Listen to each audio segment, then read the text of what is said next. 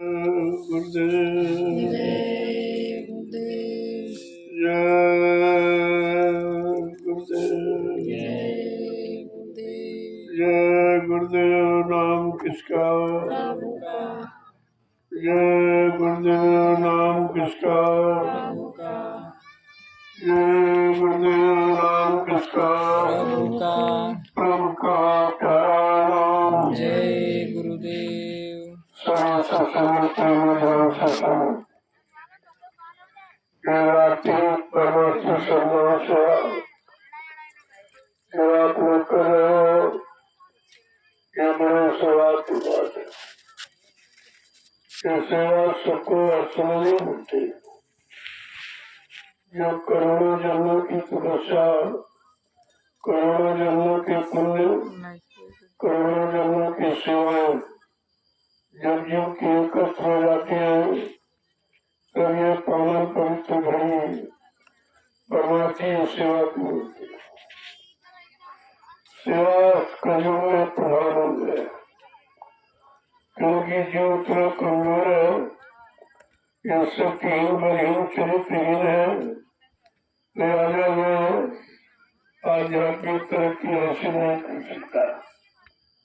संत महापुरुषों ने ऐसी कृपा दया करके इन कमजोर जीवों के लिए परमात्मा सदा सेवा रखी है।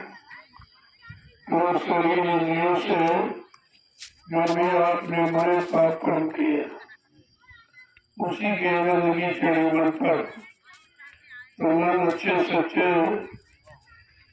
काम में साथ नहीं देता। उस गंदगी को धोने हटाने का एक ही आधार है कि शरीर इंद्रियों से परमात्मा सेवा की जाए।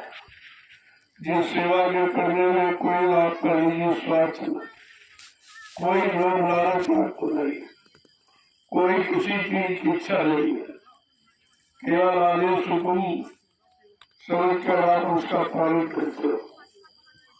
और इस सेवा से जो व्यवस्था बन रही है, जो आगे आने वाले समय में लाखों लोग इसका लाभ उठाएंगे, ये है आपकी परमार्थी सेवा। इससे तुम्हारा तो लाभ होगा ही, लेकिन तुम्हारे परिश्रम से जो व्यवस्था तैयार की जा रही है उससे आगे आने वाले विश्व में करोड़ों लोग लाभ उठाएंगे। ये 88,000 ऋषियों की तपोभूमि है। ये छोटी मोटी जगह नहीं है जो आज जंगल में प्रवृत्ति दिखाई दे रही है। इन्हीं जंगलों में ऋषि मुनियों ने तपस्या की थी। आज उसी जंगल को साफ करके आपको भी तपस्या का मौका दिया जा रहा, क्योंकि कलयुग के जीव के लिए यही तपस्या है कि जीवों के लिए मन का व्यवस्था तैयार करो। और कोई तपस्या नहीं कर सकते, कोई कठिन योग है, कोई संयम है, कोई ब्रह्मचर्य तो आपके बस की बात नहीं है, लेकिन आदेश हुकुम का पालन करके आप वो लाभ प्राप्त कर सकते हो जो लाभ उन क्रियाओं से मिलता था। इसलिए संत महापुरुषों की दया एक कलयुग में हुई है आप सब जीवों पर कि किसी तरह से अपने कर्मों की गंदगी उतारो। जब तक कर्मों की गंदगी नहीं उतरेगी कोई भी जीवात्मा इस काल माया के देश से अपने घर नहीं जा सकती। तुमको अगर कोई रोके है तो तुम्हारे पाप कर्मों की गंदगी रोकी है, क्योंकि बगैर उसके साथ किए तो आप जा ही नहीं सकते। ये कर्म कर्जा तो आपको देना ही पड़ेगा। इसलिए संत महापुरुषों ने अति कृपा दया मेहरबानी करके वो रास्ता आपके लिए खोल दिया है जो किसी युग में नहीं था। लोग तपस्या करके भी पाप को हटा नहीं पाए, अपने मन बुद्धि चित्त को पाप से निर्मल पवित्र नहीं कर पाए, अपनी जीवात्मा को नहीं जगा पाए और परमात्मा से नहीं मिला पाए। बेचारे ऐसे ही खाली चले गए। हजारों वर्ष इन्हीं जंगलों में जहाँ आप बैठे हो, इन्हीं जंगलों में ऋषि मुनियों ने तपस्या की थी। लेकिन कोई समय का सच्चा सदगुरु उनको नहीं मिला जो परमात्मा से मिलाने का रास्ता बताता। उस समय संत आए नहीं थे। संत तो अभी 750 वर्षों में कलयुग में आए हैं, जब से कबीर साहब आए तभी से संत नाम सुनने को मिला। इसके पहले न संत नाम था न संत मत था। जब तक संत मत नहीं था, यदि सच्चा रास्ता जीवात्माओं को घर जाने का, तो बेचारी जीवात्माएं सब जैसी की तैसी पड़ी है। आज सुख पुण्य कर्म करके राजे महाराजे बंधने मानी तो बन गए, लेकिन रहे मृत्यु यहाँ से निकल नहीं पाए, क्योंकि शरीर इंद्रियों से जो भी आप अच्छा बुरा कर्म करोगे उसका फल ये मृत्यु लोक में आपको मिलेगा। और ज्यादा तो आप स्वर्ग लोक तक जा सकते हो, लेकिन स्वर्ग लोक आपकी जीवात्मा का लोग घर नहीं है, वो तो बीच में है। वहाँ पुण्य कर्मों की कमाई के द्वारा जीव टिकता है, और जब पुण्य कर्मों की कमाई खत्म हो जाती तो पुण्य छीने मृत्यु लोके। जब पुण्य छीन हो जाता है तो फिर उसको मृत्यु लोक में ढकेल दिया जाता है। बीच के किसी लोक से कोई शक्ति नहीं जा सकती। न ब्रह्मा ब्रह्मलोक से जा सकते, न विष्णु विष्णु लोक से जा सकते, न शिव जी शिवलोक से जा सकते, न राम जी साकेत लोक से जा सकते, न कृष्ण जी गोलोक से जा सकते, न देवी देवता देवलोक से जा सकते। जाने का रास्ता है यही मृत्युलोक और मानव शरीर। जब ये मानव जिसमें पंचभौतिक शरीर आपको मिलेगा, पंचभौतिक शरीर के जानकार संत महात्मा फकीर मिलेंगे, वो दया कृपा मेहरबानी करके आपको रास्ता बता देंगे जीवात्मा को घर पहुँचने का। जब उस रास्ते पर जीव चलेगा उनकी दया कृपा मेहरबानी से, तब वो अपने घर जा सकता है। इसके पहले छुटकारा मिलने वाला नहीं है। छुटकारे की बात तो केवल कलयुग में होगी, इसके पहले छुटकारे की बात नहीं थी। इसीलिए संत महापुरुषों ने कहा कि कलयुग समन्यान युग, जो न कर विश्वास। कलयुग के समान जीवात्मा को लाभ पाने का दूसरा कोई युग नहीं है, क्योंकि लाभ देने के लिए कलयुग में संत महापुरुष पधारे और उन्होंने ये रास्ता निकाला और सब के लिए। उनमें न गरीब न अमीर है, न पढ़ा लिखा अनपढ़ है, न हिंदू मुसलमान है, न स्त्री पुरुष, ये कोई झगड़ा नहीं। जीवात्मा तो स्त्रीलिंग है और सारे शरीरों में है, तो जीवात्मा के आधार पर तो सभी लोग स्त्री हो, पुरुष तो केवल सत्पुरुष, बाकी यह सब स्त्रियां ही। जब तक वो सत्पुरुष न मिले तब तक ये जीवात्मा स्त्री स्वरूप अपने घर नहीं जा सकती है। इसको तो अपना घर वाला चाहिए जो घर की जानकारी रखता।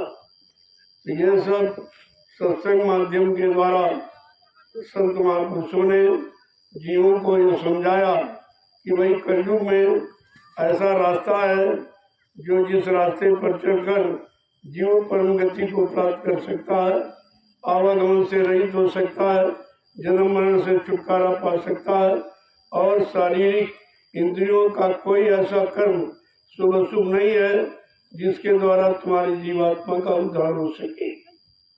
संतों ने रास्ता निकाला। इसलिए समय की चीज को समय से ले लेना चाहिए। जो लोग समय से जागे चेते और समझ करके समय के रास्ते को पकड़ लिया, वो अपने घर पहुंच गए। बाकी तो यही भटकते रहते सब।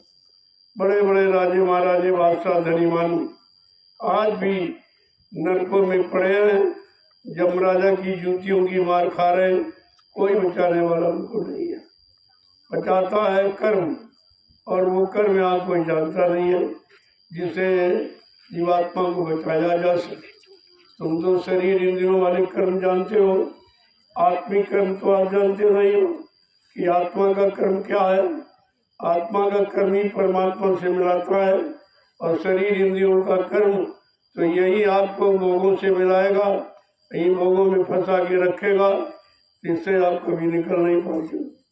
जब संत महापुरुषों के परमार्थी वचन सत्संग वचन सुनोगे तब आपको धीरे धीरे धीरे कुछ जानकारी होने लगेगी कि वास्तव में हम सब जीवात्माओं को क्या करना चाहिए, हमारा सबका परम कर्तव्य, परम धर्म, परम कर्म क्या है।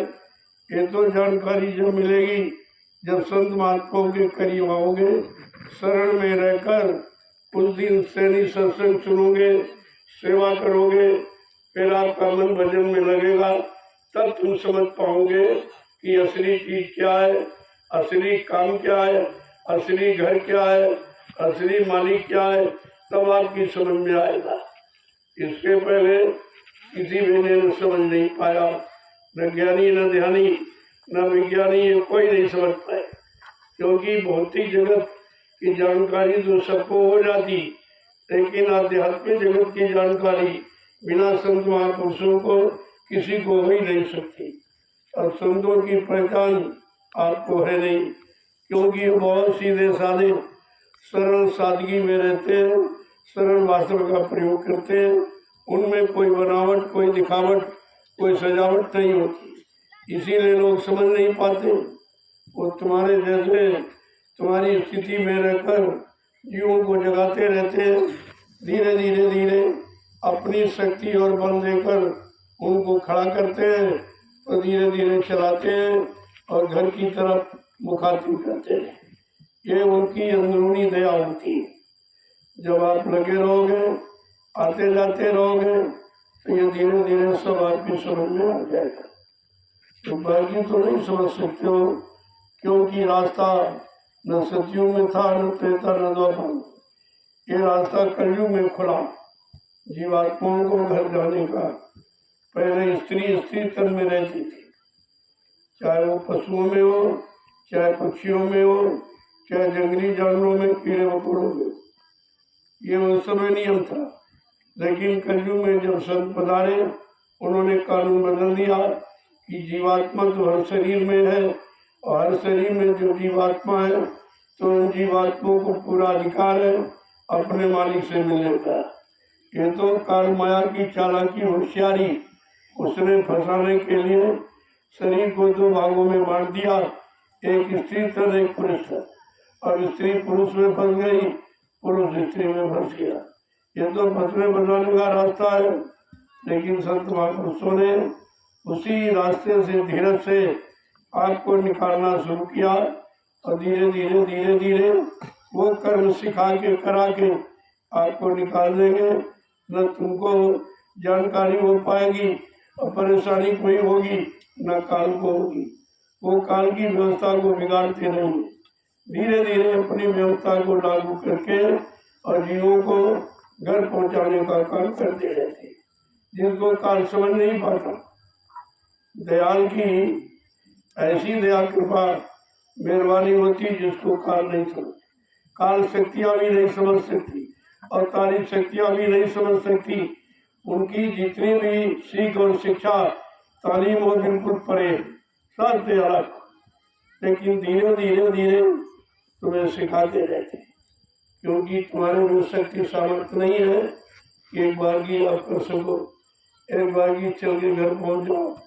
तो इसीलिए कहते हैं, अरे भाई, एक जन्म में गुरु भक्ति, जन्म दूसरे नाम, जन्म तीसरे मुक्ति पथ, चौथे में निर्धाम। 4 जन्मों में पार करने का वादा संतों ने किया, लेकिन अब अपनी बार जो समृद्ध मालिक भूमंडल पर आया है, उसने एक जन्म में पार करने का वादा किया कि अगर जीव मेरी बात मान ले और मेरे बताए इशारे पर काम कर चलने लगे तो एक ही जन्म में जा सकता। इतना बड़ा काम लेके आए। इसीलिए जब काम अनोखा है तो उसी तरह की व्यवस्था अनोखी, उसी तरह की सेवाएं अनोखी है। जो हिंदुस्तान में कहीं चले जाओ, ये परमार्थी संधान सेवा कोई नहीं जानता है, इसका फल भी कोई नहीं जानता, लाभ भी कोई नहीं जानता। वही ये क्यों कराई जा रही, इसकी क्या जरूरत है, ये जंगल साफ क्यों कराए जा रहे, ये तुम्हारी बुद्धि के परे है, तुम इसे नहीं समझ सकते हो। ये जंगल नहीं है, ये 88,000 ऋषियों की तपोभूमि है। उस तपोभूमि को साफ करके इसी भूमि पर बैठकर लोग भजन करेंगे, लोग सत्संग सुनेंगे, लोग सेवा करेंगे और धीरे धीरे अपने घर की तरफ मुखातिब हो जाएगी। ये वो जमीन है, वो जगह है, ऋषि मुनियों की तपाई हुई, तपस्या से तपी हुई भूमि है ये। तुम्हें क्या मालूम, तुम समझते हो खेत है हमारा, ये है वो है, वो संत महापुरुषों के पता है इस जमीन में क्या है, इस जमीन से क्या लाभ किसको मिलेगा। गोस्वामी जी महाराज ने एक छोटा सा इशारा रामचरितमानस के उत्तर कांड में किया। तीर्थवर नैमिष विख्याता अति पुनीत साधक सुदाता। इसको आपने कभी नहीं पढ़ा।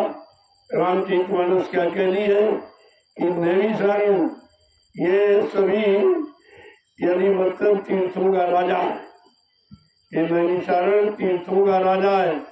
ये पावन पवित्र भूमि है जहाँ 88,000 ऋषियों ने तपस्या की। इस भूमि का लाभ किसको मिलेगा? साधक सुखदाता। बिल्कुल साफ कह दिया, न पंडा को, न पुजारियों को, न पत्थर पूजा, न कागज पूजा, ये जल पूजा करने वाले को नहीं मिलेगा। कहा जो नाम की कमाई करेगा। साधक सुखदाता, साधकों को सुख प्रदान करने वाली। जब किसी संत के साधक इस भूमि पर आएंगे और बैठकर सुमरन ध्यान भजन करेंगे, सत्संग सुनेंगे, सेवा करेंगे, उनको इसका लाभ मिलेगा। बाकी तो तमाम गांव बच गए, तमाम शहर बच गए, लेकिन जो लाभ गोस्वामी जी महाराज ने रामचरितमानस के उत्तर कांड में रखा वो तो लाभ किसी को मिला ही नहीं। अनाथ तुम उस लाभ को जान सके हो कि आखिरकार ये जंगल क्यों साफ कराया जा रहा। क्या जमीन हिंदुस्तान में जमीन की कमी है? बहुत जगह जमीन है, लोग तमाम जमीन देने के लिए तैयार, लेकिन वो 88,000 ऋषियों की तपोभूमि नहीं है। इसीलिए किसी भूमि पर यह इशारा नहीं किया गया। मथुरा में इतने दिन सत्संग हुआ, करोड़ों करोड़ों लोग पहुंचे, लेकिन ये कभी नहीं कहा गया कि इससे यहाँ मथुरा की भूमि से सतयुग के अंकुरण निकलेंगे। ये इशारा केवल नैमिषारण्य की पावन पवित्र भूमि से हुआ है कि जब कभी संतों के जीव यहाँ आएंगे और यहीं पर सतयुग के अंकुरण निकलेंगे इस पावन पवित्र भूमि से। इसलिए इस भूमि को खरीदा जा रहा। तुम्हें तो इसका प्रभाव मालूम नहीं है, इसका लाभ मालूम नहीं है, लेकिन जिसको लाभ मालूम है वो मोल खरीद रहा, वो मुफ्त पे नहीं ले रहा। यदि लोग ऐसे अच्छे सच्चे काम के लिए लोग दान देते, भूमि दान करते, लेकिन मैं ऐसा कोई काम नहीं करता। मैं आपकी भूमि मोल खरीदता, पैसे देकर किसी की मुफ्त में नहीं लेता, जबरदस्ती नहीं लेता, स्वेच्छा से जब आप देते हो तो उसका मैं पैसा देता हूँ। ये पैसा अच्छे काम में लगा लेना। ये जो पड़ी हुई भूमि है ये जंगल के रूप में तुम जानते नहीं हो, ये 88,000 ऋषियों की तपोभूमि है। इसकी क्या कीमत है ये तो संत महात्मा ही जानते, तभी वो खरीद रहे। आगे आने वाले समय में आप सबको जानकारी हो जाएगी ये भूमि किस काम के लिए खरीदी गई। जय गुरुदेव, जय गुरुदेव, जय गुरुदेव, जय गुरुदेव। ये जिन जीवों के भाग्य जगे हैं कोई ऐसी भूमि पर आते, यहाँ के रहने वाले कुछ नहीं जानते, उन्हें भी नहीं पता है इस भूमि का महत्व क्या है। ये भूमि किन ऋषि मुनि महात्माओं की है जिन्होंने तपस्या करके भूमि को पावन पवित्र बनाया। इनको भी नहीं मालूम कि बेचारे क्या जाने थे। लेकिन धीरे धीरे जब इस भूमि पर काम होगा, प्रेमी आएंगे, आप देखेंगे इतना बड़ा जनमत अगली बार जुलाई में आ रहा है कि आप गिनती नहीं कर पाओगे। हिंदुस्तान में किसी के पास इतना जनमत नहीं है जितना यहाँ गुरु पूर्णिमा के पावन पवित्र कार्यक्रम में इकट्ठा हो जाएगा जुलाई के महीने में। तब आपकी समझ में धीरे धीरे आएगा कि जंगल में इतने आदमी कौन ला सकता है। ये किसी की ताकत नहीं है, कोई प्रधानमंत्री मुख्यमंत्री भी इतने आदमियों को जंगल में इकट्ठा नहीं कर सकता। वो आप देखिए, आपकी समझ में धीरे धीरे आ जाएगा कि तुम्हारी जमीन पर कहाँ कहाँ के लोग आ रहे। ये रामशाला सारे विश्व में प्रसिद्ध हो जाएगा और सब लोग जान जाएंगे कि रामशाला की भूमि का चुनाव क्यों किया गया, वही जमीन क्यों खरीदी जा रही, जंगल क्यों साफ कराया जा रहा, ये नाले और ये सब पड़ी मतलब टीले इनको बराबर क्यों कराया जा रहा। ये काम किसी के बस का नहीं है, ये इंसान नहीं कर सकता। इंसान कर लेता तो आप सब इंसानों की तो जमीन है, तुमने इसमें कुछ नहीं कर पाया। और आज उसी भूमि को मोल खरीद कर किस तरह का रूप दिया जा रहा। इस भूमि पर कैसे कैसे लोग आएंगे, कैसी कैसी पुण्य आत्माएं आएंगी जो बैठकर भजन करेंगे। कितना बड़ा लाभ उनको मिलेगा जो आज मिट्टी ढो रहे हैं। ये मिट्टी नहीं ढो रहे, ये अपने कर्मों का बोझा ढो रहे, ये उतार रहे हैं। अपने कर्मों का बोझा उतार कर इस भूमि को यानी मतलब ऐसा बना देंगे कि आगे आने वाले भविष्य में करोड़ों लोग बैठकर इस पर लाभ प्राप्त करें।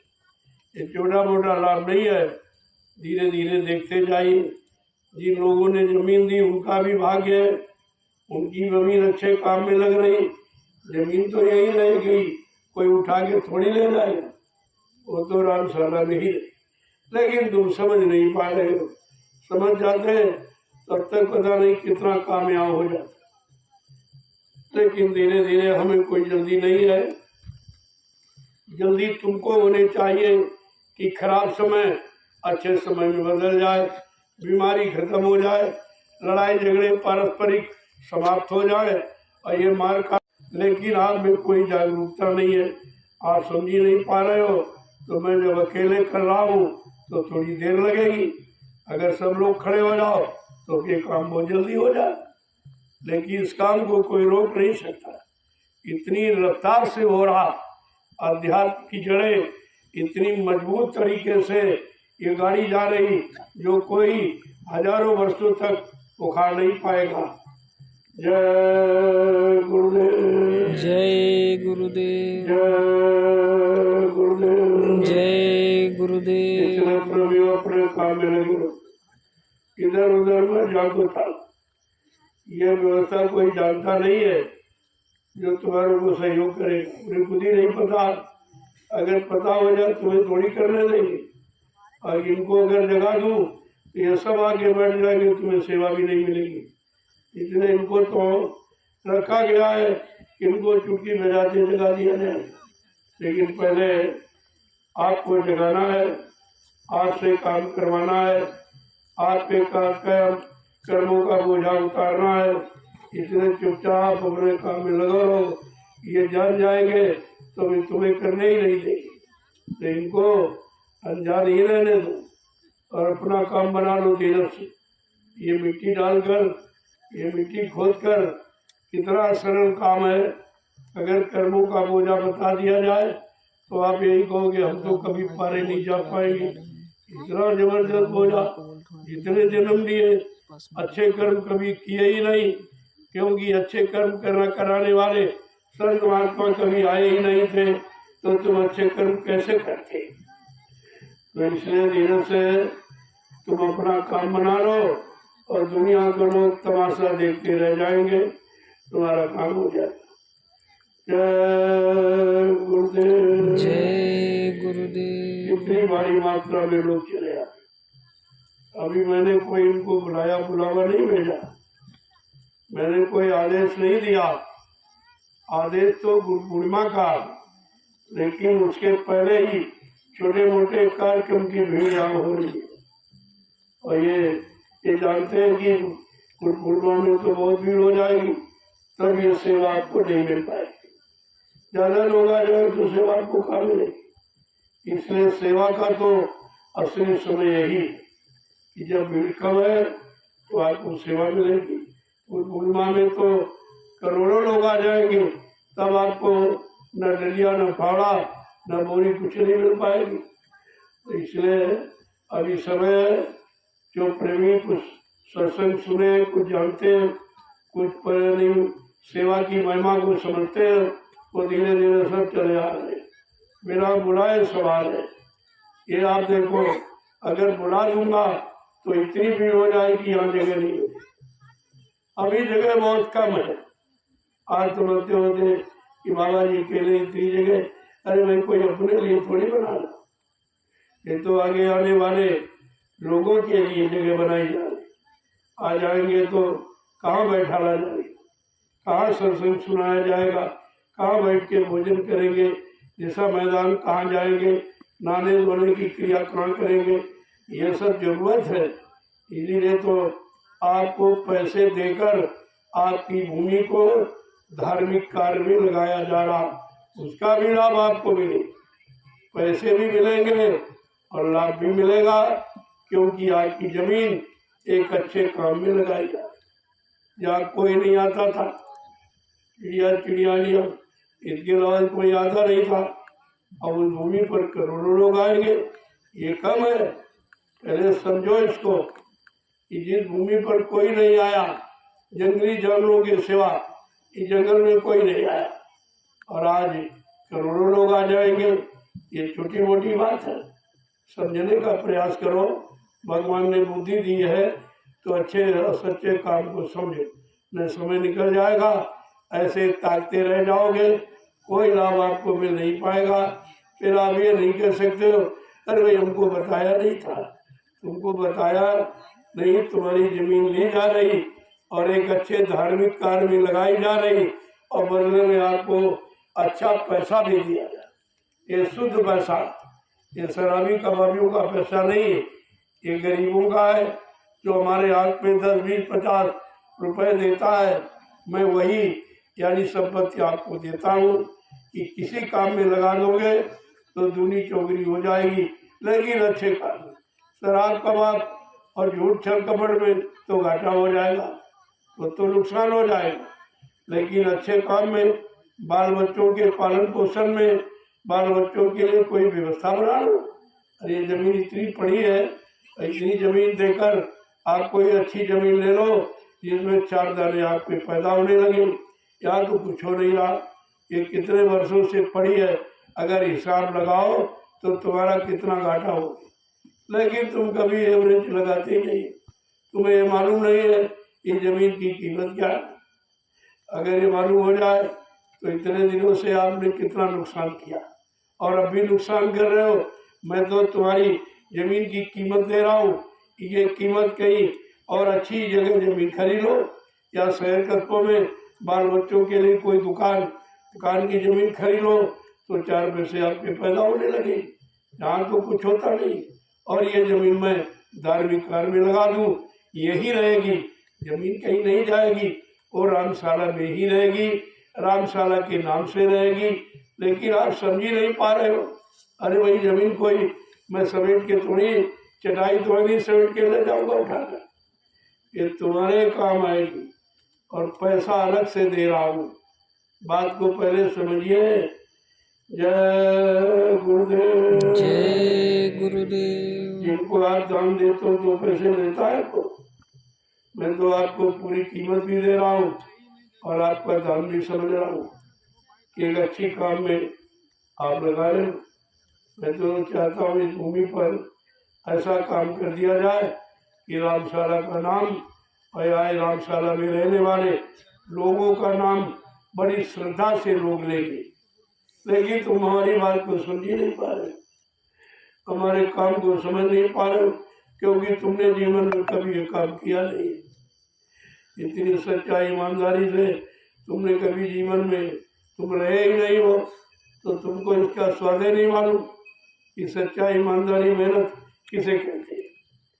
जय गुरुदेव। जय गुरुदेव। अब आप लोग ने आज जो रात्रि प्रभाती श्रमदान सेवा की है, उसका ये प्रसाद है, ये सकावट दूर करता है। ये और जो परिश्रम से बीमारी रह जाती है, उनसे प्रसाद से दूर कर लो। तुम्हें तो सब तरफ का लाभ दिया, शरीर से करोगे, जितना पसीना निकालोगे उतनी बीमारी कम होगी, उतना खून शुद्ध होगा, तरह तरह की आने वाली बीमारियों के रोकथाम हो जाए। ये लाभ तो शरीर का। और फिर जो परिश्रम से ये जमीन तैयार कर रहे हो, जिसमें जिस पर बैठकर करोड़ों लोग भजन करेंगे, ये लाभ आपको हिस्सा मिलेगा। ये तो अतिरिक्त लाभ है आपको, इसलिए अब आप प्रसाद में देखिएगा। देखो हिंदुस्तान में कहीं चले जाओ, कोई प्रसाद आपको अपनी तरफ से नहीं देता। तुम खरीद के ले जाओगे, उसी में से थोड़ा निकाल के तुम्हें लौटा देगा, बाकी अपना रख लेगा। लेकिन यहाँ ऐसा नहीं किया जा रहा कि आप प्रसाद आपको दिया जाए। और तुम्हारे यहाँ ही नहीं, सारे हिंदुस्तान में मैं ये महाप्रसाद बांट के आया हूँ, और जब भी निकलता हूँ तो प्रसाद बांटता हुआ जाता। मेरे अंदर कोई मतभेद नहीं। तुम किसी दृष्टि से देखो, तुम्हारे कैसे भाव गंदे या अच्छे न रहे तो तुम्हारी जिम्मेदारी है, उसकी भोक्ता आप बनोगे। लेकिन हमारी तरफ से किसी का नुकसान नहीं। हम लाभ देने आए हैं, लाभ देते रहेंगे जब तक रहेंगे। अब आप लाभ ले सको या ना ले सको, ये तो तुम्हारे पर निर्भर है। जय गुरुदेव। जय गुरुदेव। ये बड़े बड़े कार्यक्रमों में लाखों लोगों को रोजगार मिल जाता। ये टेम्पो वाले, दुकानदार, छोटे बड़े, इनको लाभ।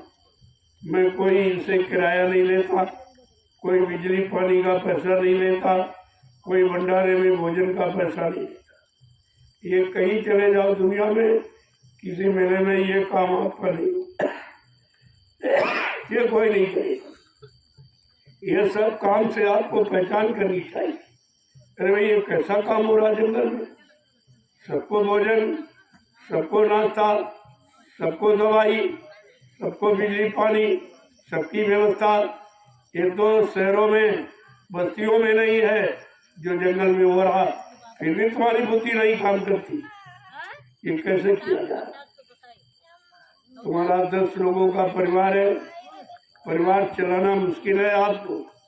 यहाँ 5-5 आश्रम चलाए जा रहे निःशुल्क, हजारों लोगों को रोज भोजन कराया जा रहा, और तुम परिवार नहीं चला सकते। तो देखिए, ये बात को देख के समझ रहा हूँ, जंगल में जहाँ कोई मार्केट नहीं है, कोई व्यवस्था नहीं, वहाँ आपको चला के दिखाया जा रहा है। लेकिन समझ में आपके नहीं आ रहा, क्योंकि आप समझने का प्रयास नहीं करते। निंदा, आलोचना, बुराई से आपको फुर्सत नहीं है। तुमने जैसा चश्मा लगा लिया, तुमको वैसे ही दिखाई दे रहा है। लेकिन समय का लाभ ले लो, समय निकल जाएगा, फिर आपको पछताना पड़ेगा, और पछताने से कोई काम बनता नहीं। जय गुरुदेव। जय गुरुदेव। अब आप प्रसाद देखो कितनी बड़ी है जो सेवा करके दिखाई। आज भौतिक जगत में दिन में लोग परिश्रम नहीं करते, अपने खेतों में नहीं परिश्रम करते, और यहाँ रात में करते। फिर भी तुम्हें दिखाई नहीं दे रहा, तुम्हारी बुद्धि में समझ नहीं आ रहा। तुम तो पैसे दो तो मजदूर भी रात में नहीं काम करेगा। ये प्रेमी किस तरह से, जिन्होंने कभी काम किया ही, कभी मिट्टी ढोई नहीं, अपने घर में कभी काम किया नहीं, यहाँ दिन रात कोई न धूप देखता है, न गर्मी देखता है, न भूख प्यास देखता है। किस तरीके से ये लगे पड़े, पहले इनका उत्साह देखिए।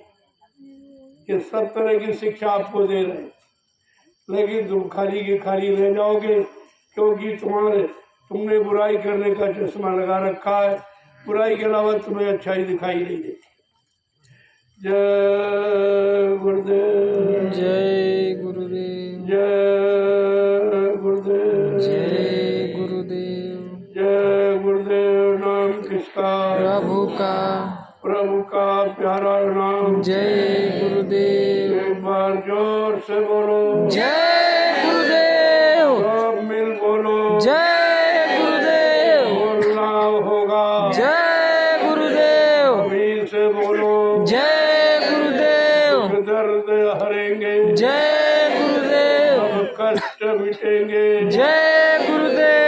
शांति भी देंगे। जय गुरुदेव। सबके दाता जय गुरुदेव। सबके मालिक जय गुरुदेव। प्रेम से बोले जय गुरुदेव। ये नाम नहीं इंसान का, ये नाम है प्रभु का, ये काम नहीं इंसान का, ये काम है प्रभु का।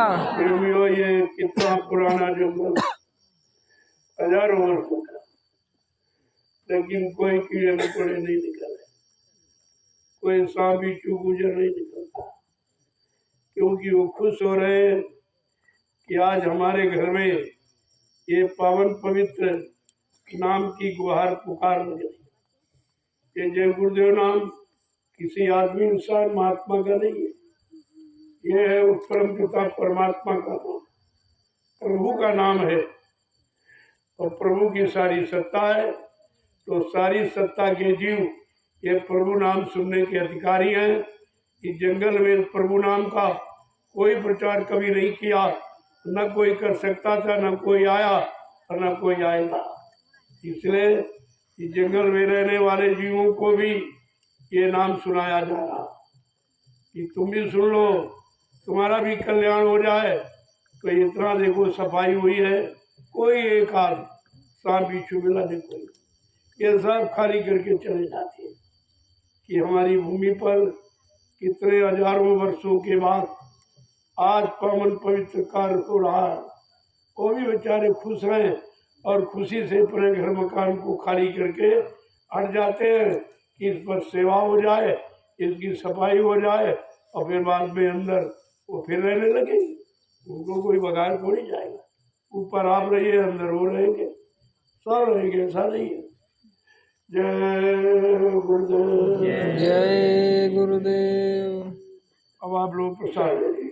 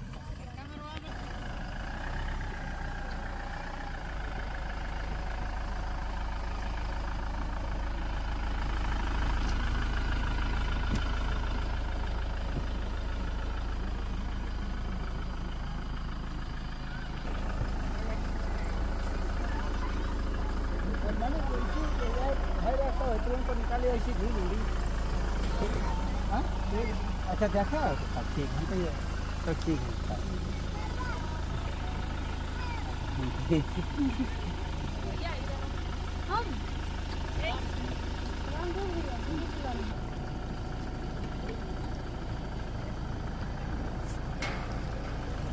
सरकार यह है यह नीचे तो साफ करवा बंदा करे लगे थे ना शुरुआत करवा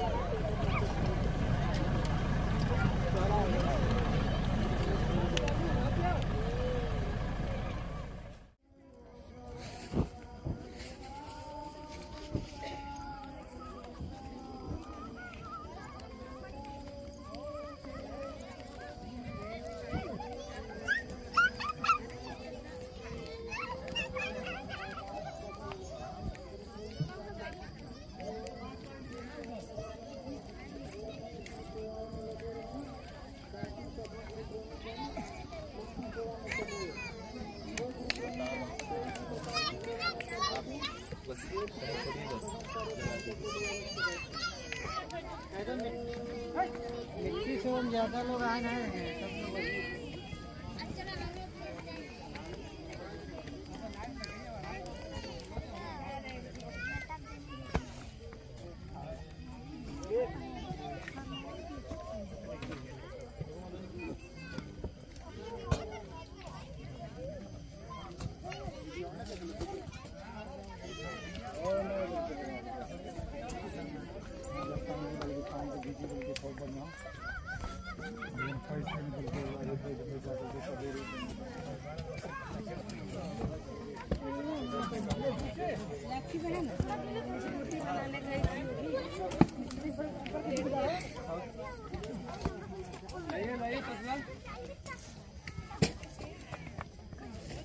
सबसे तगड़ा सेवा खुदा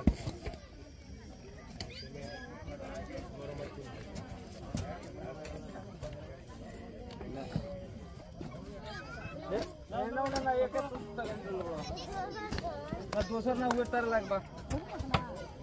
जय गुरुदेव भैया। जय गुरुदेव।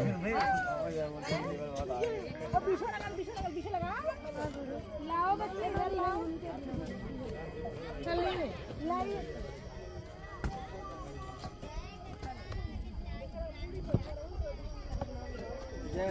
काम कर। जय गुरुदेव।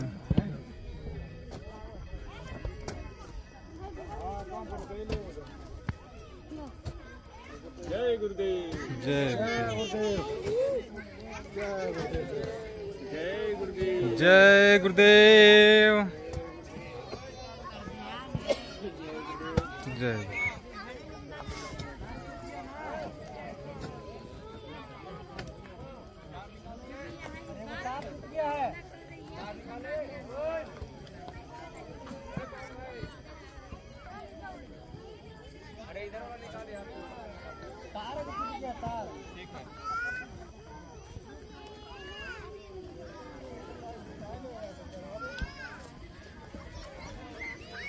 अरे यार तू तार निकाल तो रखा रहे हैं कि तार टूट गया तो निकाल नहीं रहा है।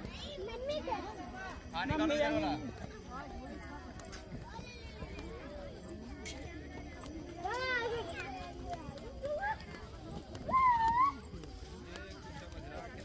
वहाँ सीटरिंग हो गया रामशाला में। हो रहा है। अच्छा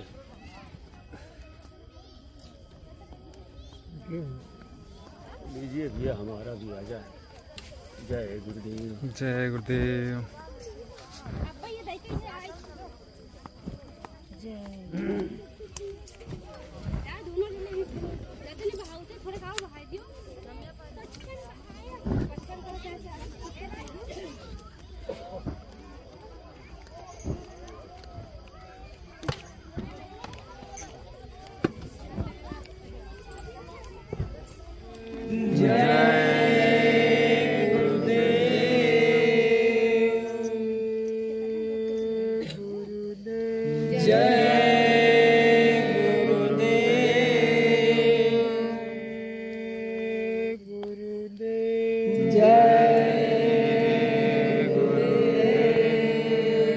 गुरुदेव नाम किसका? प्रभु का।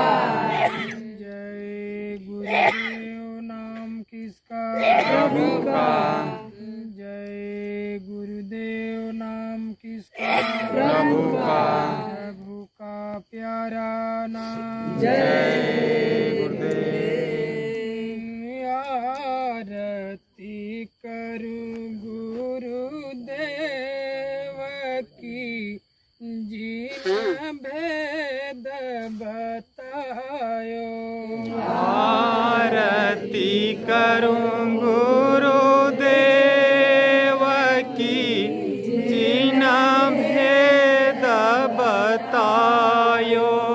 चरण कमल की छाह में जीन सुरति बिठायो।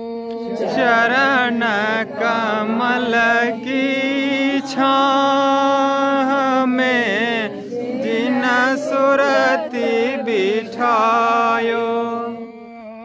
आरती करूं गुरुदेव की जिन भेद भेद बतायो। आरती करूं गुरुदेव की जिन भेद बतायो। चरण कमल की छाह में जिन सुरति बिठायो। चरण कमल की छाह में जिन सुरति बिठायो। जन्म जन्म के पाप को जिन दूर हटायो। जन्म जन्म के पाप को जिन दूर हटायो। मौसम पतित पुनित करी निज हृदय लगायो। समपतित पुनीत करी निज हृदय लगायो। दीन दयालु दया करी दियो शब्द जहाजा। दीन दयालु दया करी दियो शब्द जहाजा। सुरति चढ़ी आकाश में धरी अनहद नादा। सूरत चढ़ी आकाश को धरी अनहद नादा। सुरति चली निज लोक को मन परम हुलासा। सूरत चढ़ी जलोक को मन परम हुलासा। सतगुरु मिल गए राह में ले परम प्रकाशा। सतगुरु मिल गए राह में ले परम प्रकाशा। अभिनंदन निज लोक में करे की नर देवा। अभिनंदन निज लोक में करे की नर देवा। भाग्य सराय सुरति कर लावे बहु सेवा। सराहे सुरत कर लावे बहु सेवा। काल करम के फांस से लियो जीव बचाई। काल करम के फांस से लियो जीव बचाई। सतगुरु स्वामी दया करी निज घर पहुँचाई। सतगुरु स्वामी दया करी निज घर पहुँचाई। आरती करूं गुरुदेव की जिन भेद बतायो। आरती करूं गुरुदेव की जिन भेद बतायो। चरण कमल की छाह में जिन सुरति बिठायो। चरण कमल की छाँव में जिन सुरत बिठायो।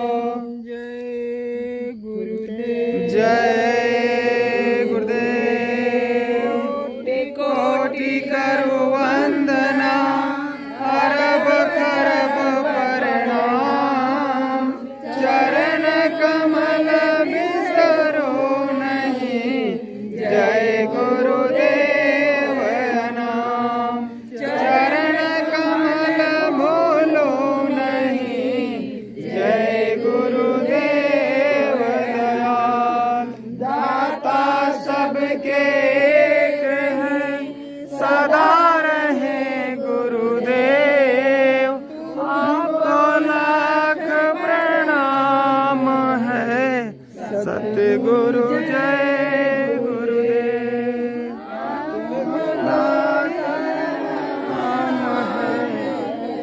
सतगुरु जय गुरुदेव जय गुरुदेव।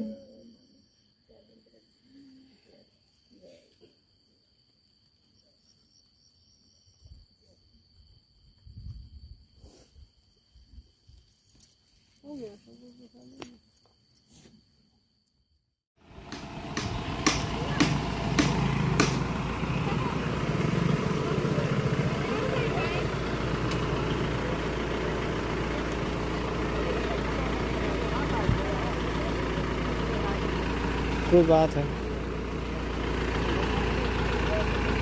आगे कहाँ जा रहे हैं?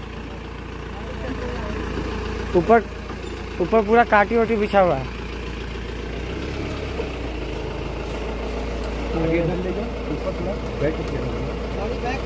घुमा के लगा दो।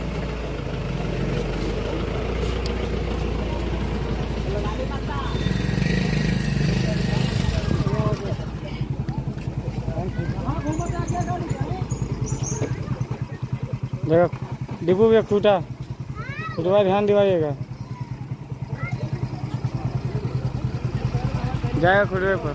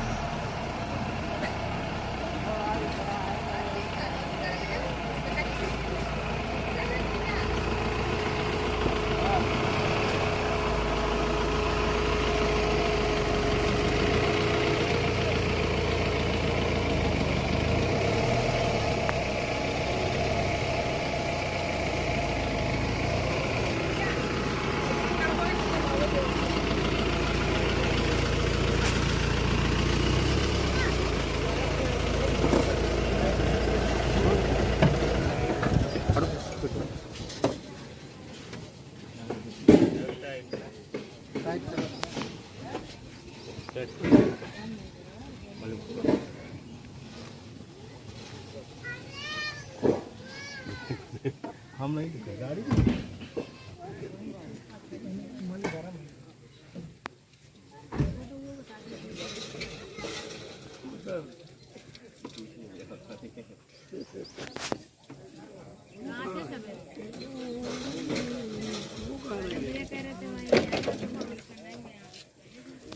गए हैं अपने उससे खेत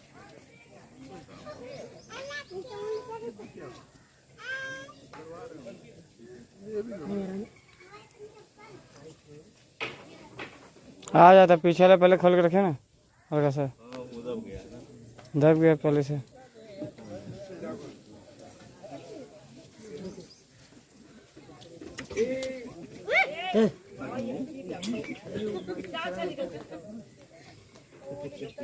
कुत्ते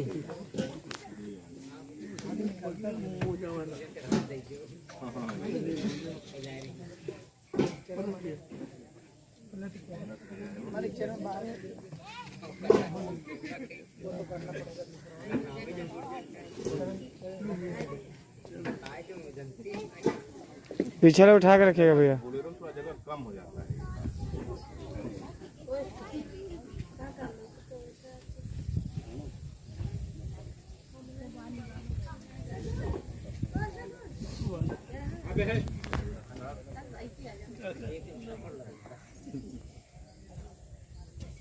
बेटा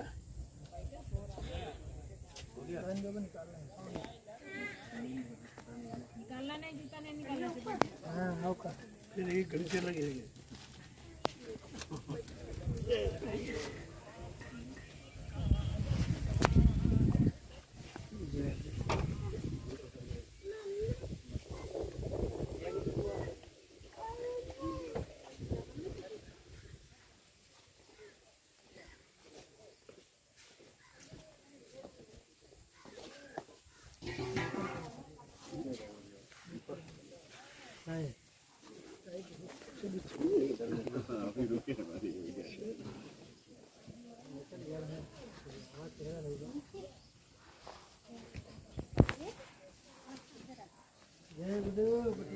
मामा कहाँ पे गए?